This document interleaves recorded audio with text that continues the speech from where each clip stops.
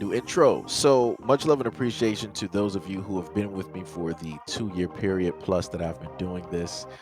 Thank you for showing your love and support to the channel. And to anybody else who is brand new to the platform and you would like to support the channel, also, you can do it by way of Patreon, Anchor, the clothing store, and also the shoe shop that is listed in the comment description below.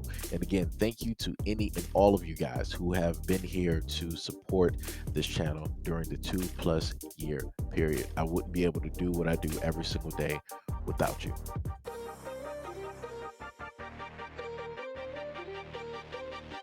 Man accused of slitting his victim's throat and hanging him from a basement ceiling and eating his testicles in a grisly Christmas Eve murder will return to court early next year. Mark Latonsky allegedly confessed to the disturbing 2019 killing of 25-year-old hairstylist Kevin Bacon, who he met on the dating app Grindr. He was found hanging naked from his ankles from the ceiling in Latonsky's home in Bennington Township, Michigan on December 28th. He allegedly cut off part of Bacon's genitalia and ate it. That was listed in court documents, which is how his parents learned about the incident of their son's murder. Quote, "Evil does exist, and it touched us. It's gut-wrenching to hear the details, and we're beside ourselves." What was released shows that Kevin had a dark side. He obviously got into something that he wasn't prepared for. "I'm going to remember him how everyone else remembers him, and he's a good person who is passionate and cares for people." And that was stated by Kevin's father. It also appears that Kevin knew that Latonsky had a violent sexual fetish.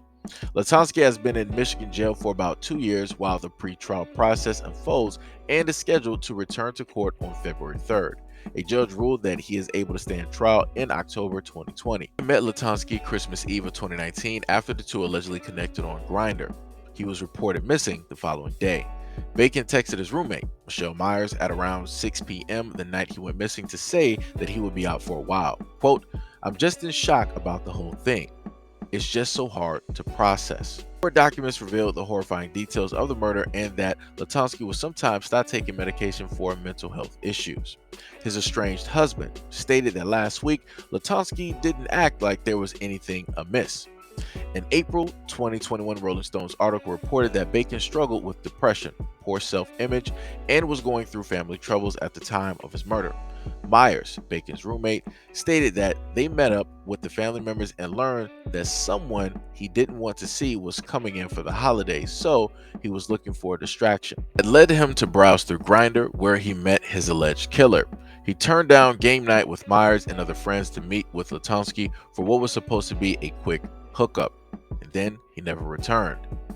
Police found him in Latonsky's basement on December 28th. Latonsky was arraigned December 30th for the murder and dismemberment and mutilation of a dead body. My main question is, where is the gay community at on this story?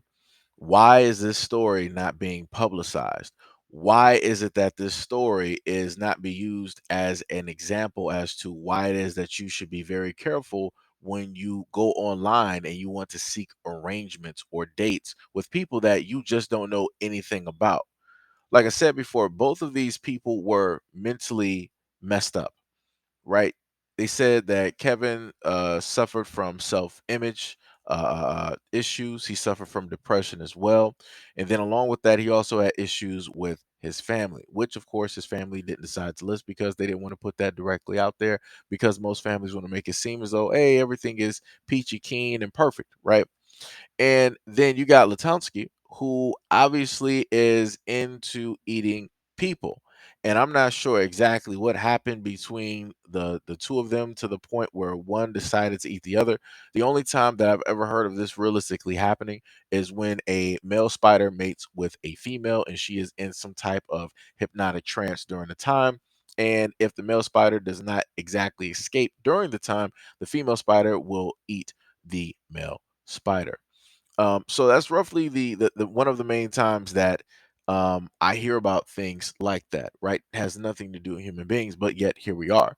We are dealing with a gay on gay crime, but yet for whatever reason, social media is completely silent directly on this. The gay community, LGBT, completely silent on this. Gay community supporters, completely silent on this. The media in general, completely silent on this. I don't hear any I don't see any hashtags. I don't see any t-shirts. I don't see any TikTok, Instagram, Facebook video. I don't see any of that going on. And this is something that should not have happened at all. Like it's ridiculous. But as which was stated by Kevin, right? He said that he was looking for a distraction because he wanted to avoid somebody else.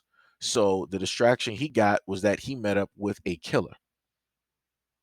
Like I said before, people have to be very careful at the end of the day of whatever you decide that you want to sit up there and do, because sometimes you might find the wrong thing at the right time. And that's exactly what happened to Kevin. But like I said before, where are all of the gay community at? Where are all of the supporters? Because I promise you, if this is a black man who did this, I promise you this would be plastered all over, all over. And especially if the black man who did this was quote unquote heterosexual, I promise you he would be plastered all over the place. But like I said before, my main question is, why is this not a huger story? Why is this not a larger story? Why is this story like just a little bleep on the map, on the radar? But like I said, we all know what it is. He has the complexion for the protection due to the fact that it is a white on white crime. They're not going to really publicize it. They're not going to really sit up there and report it because they don't want to be seen as, dangerous individuals, right? They're fine with being seen as victims, but they don't want to be seen as the perpetrator as well. Like I said before, for the LGBT and the gay community, I need y'all to sit up there and answer this, because there's a lot of stories that I've seen like this and quite a few that I've covered as well. And I've literally heard you guys completely silent on this story. But anytime there's even a glimpse or a picture of a supposed or would-be black individual that might have said something that's considered a slur or something that's harmful, magically you guys are all on it. Magically, you guys are all on Twitter and social media. Y'all want to condemn him. Y'all want his job to be gone. Y'all want his house to be gone. Y'all want him in jail. And y'all want him in prison. All over some words, or all over a disagreement, or what have you that went on. But when it's one of your own, you're never trying to press that issue. You're never trying to make sure that what he took from Kevin ends up getting taken from him, right? Meaning that he's going to have life in prison, no chance of parole. Or maybe, the guy is going to be on the death sentence, right? Death row, lethal injection, the electric chair, right? Y'all will sit up there and say that, yeah, this is a horrible crime, but y'all not going to sit up there and condemn one of your own to the point where you're willing to have him, in the same circumstance as Kevin, which means that he is no longer here. So like I said, people want equality and people want things to be equal across the board. All I'm sitting up there saying is that if you want that, also do that exact same thing for your people as well. Up until you're ready to do that, ain't nothing going to be really transpiring. Y'all ain't really ready for nothing. Y'all just sitting up there talking.